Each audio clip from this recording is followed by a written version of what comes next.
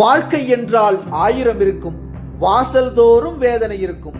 வந்த துன்பம் எதுவென்றாலும் வாடி நின்றால் ஓடுவதில்லை.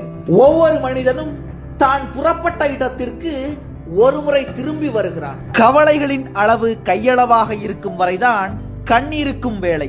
அது மலையளவு ஆகும் போது மனமும் மறத்து போகும். கோடையில் குளம் வற்றிவிட்டதே என்று கொக்கு கவலைப்படக்கூடாது. மீண்டும் மழைக்காலம் வருகிறது. மழைக்காலம் வந்துவிட்டதென்று நதி குதிக்க கூடாது. அதோ வெயில் காலம் வந்து கொண்டிருக்கிறது. காலங்கள் கடவுள் பாடும் ராகங்கள். அவை வீணடிக்கப்பட்டு விட்டால் திரும்ப கிடைப்பதில்லை. எதிர்பார்ப்பதை குறைத்துக்கொள். வருவது மனதை நிறைய வைக்கும்.